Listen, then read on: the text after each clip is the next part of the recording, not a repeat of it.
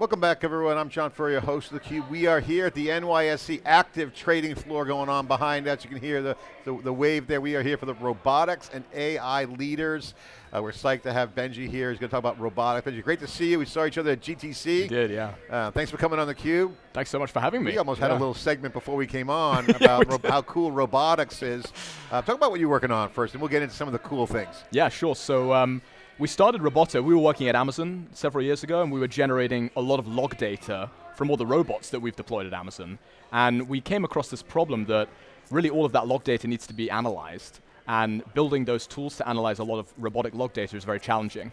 And so ultimately what we're doing is building a data platform to make it easy to search and analyze large volumes of robotic data. And what was the problem that you guys saw out of the gate that was key for the robots? Because if you look at Roboto AI, first of all, I love the URL, Roboto.ai.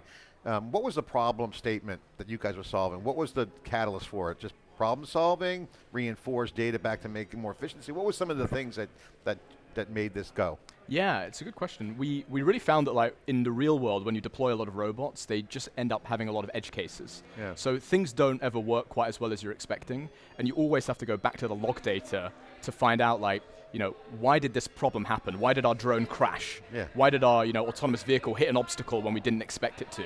Why did the navigation algorithm not work? Why did the controls algorithm not work? Yeah. And so you always have to come down to the log data. Yeah. But the problem in robotics is that the log data is really difficult to work with because they're so big, the logs. Like in 30 minutes, a drone can end up producing a log that's 100 gigabytes just in 30 minutes. And all that data is like point clouds, images, think of all the sensors on these robots these days and all that data that's being generated. Yeah. If you need to figure out what the hell went wrong, you got to then go through all of that data afterwards and analyze it. It's interesting, big data, when we started theCUBE 15 years ago, was about Hadoop and storing in Hadoop clusters, that kind of, obviously when our data lakes came around. But all the data was, I won't say pedestrian data because it's a corporate data and other stuff, but computer vision is a data machine. It just sucks everything in. You mentioned it. So a lot of the robots are using vision. Computer vision. Yeah. And that's a major data. That's why the storage companies are continuing to kick ass because and then vector embeds. There's more data with AI. Jensen said that at GTC. So, okay, storage is changing. So computer vision is a key part of this. Yeah. How much of that does that factor into some of the decisions around what tools you build, how you look at data management? Yeah, massively. You're exactly right. Yeah, you're exactly right. I think the lion's share of this data that I'm talking about is often visual data. That might be from a camera, so it might be like normal looking imagery, because often a lot of robots have multiple cameras on, so it could be from multiple camera feeds. But it could also be from LiDARs or radars that are also visually seeing the world, but just capturing a different type of data ultimately. And you're exactly right. Some of those cameras and some of those types of LiDARs might collect 10, 20, 30, 50 images a second. And if you have multiple cameras or multiple LiDARs, it just kind of starts spiraling. So as you manage that data, you have to be really smart about the kind of decisions you're making, how much processing you're doing, because otherwise you're just going to end up with runaway costs as a robotics company. Benji, talk about the complexity around the data platform, because one of the things that we've done over the past couple of years with theCUBE is a lot of end users have come to us with problems, but to share, they want to do media around their interviews, like Uber. Uber's come to us and said, hey, we want to get on theCUBE and explain what we're doing because they want to recruit engineers. And so we'll ask any questions. So we asked them to look at their stuff. Of course, they got cars, they got riders, they got people, places, and things.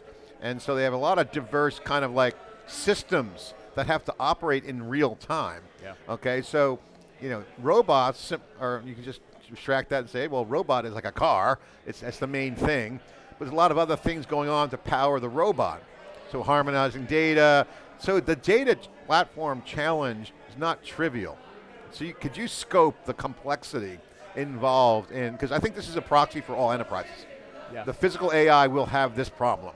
That's right. Okay, scope that complexity, because real time, you can't be near real time in flying around drones or having mechanical arms doing real precision work or even craft type assignments or versatility, for instance. What is the complexity kind of like equation, or can you share what goes on the back end to make the front end, the robot, work well? Yeah, totally. So I think as you touched on, when you have your robot kind of operating, you need to make a lot of decisions on the robot in real time, and often in strict real time, because maybe if you don't make a decision quickly, someone could die. If you can't swerve out the way of a pedestrian fast enough, or you can't find an alternate flight path quickly, you might crash into something. So on the drone and on the vehicle and on the robots, everything has to be very, very fast. But when all that data is getting collected and then ultimately offloaded, perhaps at the end of a flight, at the end of a drive, you can spend more time looking at it. So that's going into big, batch processes offline. That's really where we come in. And really that data afterwards you start with these big binary log files. You need to split it all up. So you need to be like, that's the image data from the cameras, that's the point cloud data from the LiDARs, this is the time series data from the inertial measurement units and whatnot. Yeah. And then afterwards, you might have to just go through a lot of analytics kind of processes because maybe you need to find the patterns. You need to understand, we had this issue on one of our vehicles, is it going to happen again?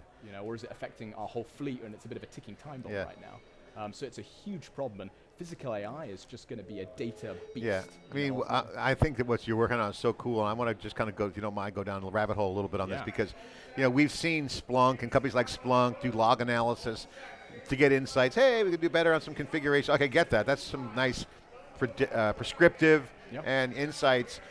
But you're really getting into what I would call the core dump. Like if operating systems, when shit fails, you got to go into the weeds. Absolutely. And so because it's operational, this is feedback directly into the system. Yes. This is not like, hey, how do we get better leverage out of the existing infrastructure, which is not bad either, all good, but you're in more of a mission critical role. What are some of the things that you guys do? Can you share the use cases and some examples, some stories where, is it time to value? Is it more a problem recognition? Is there, I can't even visualize what the KPIs would be other than get the system fault tolerant. Yeah, sure. Yeah, our ultimate value proposition to these robotics companies that we work with is that we help them accelerate their time to market. If they're still in R&D, get their robots out into production environments. But once they're in production, we help them stay there. Because as they start scaling up their fleet, as you can imagine, the number of logs just also grows exponentially, and then the amount of data they're collecting grows exponentially. So they run into these problems where they have issues in production, and to save face with their customers and also to have a successful product, they got to fix any problems as soon as possible. And have explanation. And have explanation for it. And these are complex beasts, as you said. For robotics engineers right now to sometimes debug these issues, they have to have such deep multidisciplinary expertise across so many different subsystems on these vehicles that the debug situation's complicated, fixing it's complicated, and then building new features and new algorithms and new functionality is also really complicated, because as you touched on before, like the way physical AI works is you take a subset of all the data you've actually collected, and then you train new models, new algorithms with that as well. So we really help companies figure out what's working, what's not working on their robots, and then use all that data to curate and then build new functionality as well. Talk about the market, because we're riffing here on this, but I'm kind of walking away with an insight that says you're in an expansionary build-out phase, so mission critical is to get the operational safety first model going. That's like product market fit, home run. You got to hit that minimum table stake. But there's also a trend in a lot of these conversations, Benji, where it's like, there's a lot of value in that data. So you're seeing NVIDIA actually said in their Omniverse that they actually use their synthetic data models. In this case, you have real data. So have you guys looked at that? Is that on the plan? I'm sure it's on the back burner, or maybe it's a couple of dots to connect away, but like I'd imagine that you have a lot of data coming in. That's right. That could be leveraged either for digital twins, other things. Is that on your radar at all? Is that part of how people are thinking? Is it more triage, critical path mode thinking? No, you're definitely right. Like, actually what I was doing when I was at Amazon Robotics was almost entirely simulation. So I have a big sweet spot, I guess, for simulation, or soft spot, I should say. But the nuance with simulation is that you end up producing even more data, right? Because you can suddenly simulate many possible realities. And even, for example, at Amazon, what we were doing was simulating millions of drone flights per month to make sure our drones were working in a kind of digital twin sense. If we flew this flight path, would it be safe? If we deliver in this kind of regime, would that be safe? So simulation is critical, and digital twins in this context are critical. And we think, in order to build better simulations and better digital twins, you have to be able to use data from the real world to seed. So there's a lot of leverage in the data, you're saying? Yeah. And you guys are factoring that in? Absolutely. Even managing the simulation data is a big problem. But actually we think we can help manage and leverage the synthetic data to then build better models as well. For so you're in the data business for robotics. Exactly. That's basically your business. Exactly. And so right now the critical path is get products to market. Yeah. Check. That's right. Then follow on there is innovations, upgrades, things of that nature. Product insights that comes in, and I'm glad I could tie that Splunk example, because they already had a steady state kind of business at scale. All right, so let's talk about Amazon for a minute, if you don't mind, because I was at REMARS. For the folks watching, Amazon and Amazon Web Services jointly put an event on which I thought was probably one of their best events. They had, Intersect was another one that Andy Jassy did that has more an LA culture with reInvent, but that's a separate kind of conversation. They always experiment at Amazon, which I love. But this event was probably the most fun event because, and it never happened again because I think it was probably too hard to pull off because you had Amazon proper, which has all the factories. Right. So you had an industrial IoT vibe, you had aerospace, you had Space Force, you had satellites. That's just on one side of Amazon and Amazon Web Services. Then you had the entire software. That's where I met some of the first machine learning guys pre-agentic, like Luis from, who sold his company to NVIDIA. Luis says, University. I know him in Seattle. Seattle, he was University of Washington professor. Yeah. And he just I sold even worked with his brother at Amazon as well. He was on the same team as me. Yeah. I mean, so like you have pedigree and you have, I'm talking about it's attracting all the talent. So I'm like, okay, first of all, I love the show. Then I see James Hamilton there. I'm like, when James Hamilton, everyone knows James Hamilton, when he shows up, it's a good event. Oh yeah. Because he wasn't speaking. He was a spectator. He was interested. So. But that event really kind of was ahead of its time because it really brought the confluence of physical AI together, but they didn't even know it. But I mean, many stakeholders. I mean, there were like 5 keynotes going on at the same time. Pick your area. So it was kind of like a really good tech party. Yeah. That's not reality. So Remars had that vibe early. Is that a challenge? You mentioned multidisciplinary. My point is that you started to get into, okay, who do you attract for talent? You're on the data side, so I can see you probably a clear line of sight of that, but you got hardware and software in this AI robotics vertical we're covering. It is absolutely the #1 thing where the value is people who architect the hardware-software relationship becomes super valuable. That's mainstream. So what kind of people do robotics companies hire? I mean, mechanical engineers, aerospace engineers, software developers, data scientists, or just people who can solve big problems? I mean, honestly, all of the above. That was my favorite thing I always tell people about working on the drone project at Amazon was that it was such a multidisciplinary team. I didn't feel like I was on just a team of software engineers, as maybe other companies may force you to be on. But you're exactly right. I was working with aerospace engineers, hardware engineers, and even hardware engineers that worked in consumer electronics, or maybe in like aerospace, and had totally different product cycle times. And that's really kind of where the magic happens. If you bring all these like super talented engineers together that have different backgrounds, different expertise, you build some cool stuff. And that's exactly like the products you're talking about at Amazon, whether it's drones, whether it's satellites, the company is like on a rip on the moment on that. All right, Roboto AI, give us an update on this company. What's the stats? Share some data, numbers, how big are you guys? What's your focus? Give us a quick update. We're still pretty early stage. We're only about 2 and a bit years old. We've got about 10 people. We're working with about a dozen robotics companies very closely.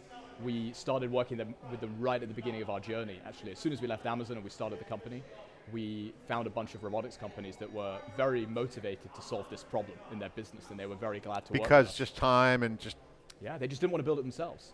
We think that actually a lot of robotics companies over the last decade kind of failed, didn't really go anywhere, because they had to do too much themselves. They had to build an autonomous robot, which is its own beast of a problem, and then figure out how to manage all the data, figure out fleet management, figure out all these other aspects that would be enough for individual companies to solve. So I mean, look at Google. How much money do they keep pouring into Waymo? I mean, they got it working, got Robotaxi. It's an amazing service, though, yeah. Have you been in one? Not yet, not yet. You've got to do it. Yeah. My wife is in love with it. She said she doesn't want to ever ride in a regular taxi. Well, it's safer, people say. No, but this is the point. To get there is a huge task. So the componentization, we had a guest on yesterday, former SpaceX, and he talked about how Falcon X was like a system that could do multiple missions. Yeah. And so the design around robotics is shifting to more, get a core platform, get off the shelf. So I think on the physical side, we see some innovation. That might speed things up. Yeah, I think so as well. Yeah, I mean, there's so many tailwinds now in robotics that didn't exist 10 years ago. We were at GTC. The GPUs are so much more performant now. When I was first using GPUs at Amazon about 10, 12 years ago, they were really bad, the embedded GPUs. They were very unreliable and very low power. And now they're amazing. We've had all the AI wave come along, incredible for autonomy capabilities. And also, the hardware's just gotten better. It was really difficult to get good sensors that were also reliable for a kind of autonomous vehicle platform 10, 12 years ago. Yeah. And now there's loads of them. So all the tailwinds are moving in the right direction. And now robotics companies can really focus on building the robot. And actually, it's pretty easy now to build a pretty good robot or two but it's still pretty difficult to scale up to a fleet of reliable robots. That we think is the biggest challenge now, and where we can obviously help. And what's the roadblock? Obviously, you provide a great service. You're one layer. What are other blockers that will be removed over as accelerated innovation comes in? What do you see? Yeah, so I think the data is for sure a big blocker, and it's a funny thing with the data because there's almost too much of it, but there's also not enough of it. Yeah. So there's too much of it to kind of quickly search and analyze, but there's also not enough of it to train better simulations or to train better algorithms that are more robust to the real world. So it's a weird space, robotics, because there's sort of this like, is there too much, is there not enough? Not, we know we need more data, but we also need more diverse data, more of the right data. Well, Benji, great to have you on theCUBE. Good riffing session. Congratulations on the venture, early stage. Funding in the future. We got a lot of investors watching. Yeah, sure. You looking for funding right now? Not right now, but we're certainly thinking about it. The space is heating up and we're doing well. So you guys have capital backing now? Yeah, we've got venture capital from some investors in the Bay Area and also up in Seattle. All right, so can you name names? Sure, Unusual Ventures, Fuse, and we were incubated at the Allen Institute for AI. Awesome, cool. All right, well, great to have you on theCUBE. Yeah, thanks so much, Good to John. see you in person. Real pleasure. Welcome to the Trust Network, the NYSE Wired CUBE Network. Appreciate you coming on. Again, theCUBE and the NYSE Wired forming a network of trust among experts sharing their knowledge. Again, robotics is hitting an acceleration point, escape velocity. And you're starting to see more action as the systems and the components come together, the hardware. Again, AI infrastructure continues to accelerate and enable kind of this next wave coming in. Of course, theCUBE's got it covered. I'm John Furrier, your host. Thanks for watching.